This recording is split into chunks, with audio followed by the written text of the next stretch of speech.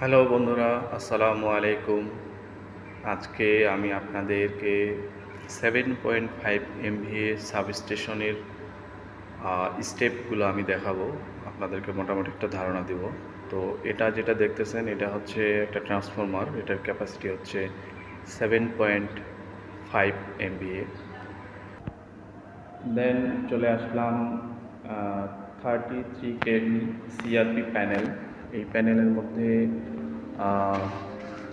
যে মিটারগুলো দেখা যাচ্ছে এটা হচ্ছে অ্যাম্পিয়ার মিটার।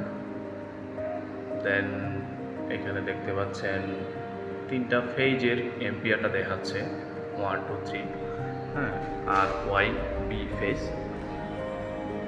দেন এখানে ভোল্ট মিটার আছে। আমাদের 33 কেভি সাবস্টেশনের যে ইনকামিং ভোল্টেজ এটা কত আছে, 32 আছে। দেন এখানে রিলে আছে, আইডিএমটি রিলে, ডিফারেন্সিয়াল রিলে। সো এটা এখন অপারেশনাল আছে সাবস্টেশনটা। এটার পরে আছে আরটিসিসি প্যানেল। এখানে আছে এইচএমআই। এখান থেকে মূলত ট্যাপ চেঞ্জিংয়ের প্রসিডিউরটা হয়, এটা অটো হবে না ম্যানুয়াল হবে। সো আজকে এখানে মূলত আসা সেটা হচ্ছে আমাদের ফ্লোর সাইডে মেশিনের ইনকামিং ভোল্টেজ কম পাচ্ছি আমরা, যার কারণে আমি এখানে আজকে টেপ চেঞ্জ করব। অ্যাকচুয়ালি লিমিট, লোয়ার লিমিটটা আমি বাড়াই দেব দিয়ে ফ্লোর সাইডে ভোল্টেজটা বাড়ানোর জন্য। দেন আপনারা দেখতে পাচ্ছেন এখানে এসটি প্যানেলের এখানে অ্যাম্পিয়ার মিটার আছে, মাল্টিফাংশনাল মিটার, ভোল্ট মিটার। এটা হচ্ছে আমরা 11 কেবি যে লাইনটা গেছে, 33 কেবি থেকে আসে স্টেপ ডাউন হয়ে 11 কেবি যেটা হয়েছে ওই লাইনটার ভোল্টেজ, লাইন ভোল্টেজ এটা। তো চেঞ্জেসগুলো কি আসে লোয়ার লিমিট চেঞ্জ করার পরে সেটা আমরা লক্ষ্য করব। এখানে হচ্ছে ভিসিবি। Okay, let's see. তো এখন দেখা যাচ্ছে ট্যাপ পজিশন 6 আর ভোল্টেজ 11 কেবির জায়গা হচ্ছে 10.82 কেভি। প্রথমে লগ ইন করে নিতে হবে। আমি লগ ইন করে নিয়েছিলাম, যার কারণে পাসওয়ার্ড আর চাইনি। সো এখানে আপার লিমিট দেওয়া আছে 11 কেভি এবং লোয়ার লিমিটটা হচ্ছে 10.57 কেভি, যে এর নিচে আসবে না। তো 10.57 কেভিতে আপনার ভোল্টেজ আছে, লাইন ভোল্টেজ 398-এর কাছাকাছি। তো এটা আমরা 400-র কাছাকাছি নিয়ে যাব।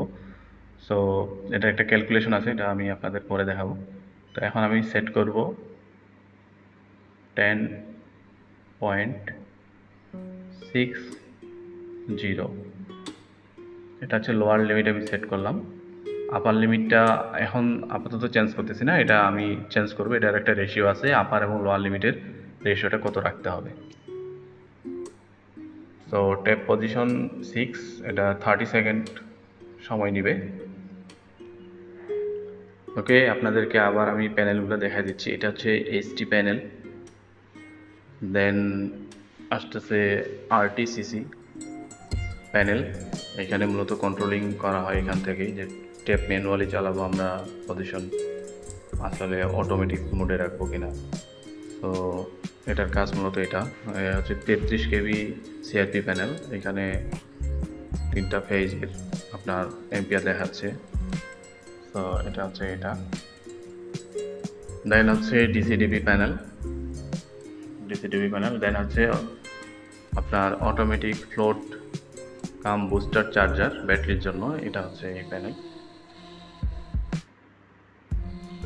আর এখানে হচ্ছে ব্যাটারিগুলো স্টোর করে রাখা হয়েছে। ওকে, ধন্যবাদ, ভালো থাকবেন সবাই। আরও মজার মজার ভিডিও পেতে এবং শিক্ষণীয় ভিডিও পেতে চ্যানেলটা সাবস্ক্রাইব করে রাখেন, লাইক দিবেন, অবশ্যই বেল আইকনটা প্রেস করবেন। আমি আরও ইনফরমেশন শেয়ার করব আপনাদের সঙ্গে। ততদিন ভালো থাকবেন, ধন্যবাদ, আসসালামু আলাইকুম।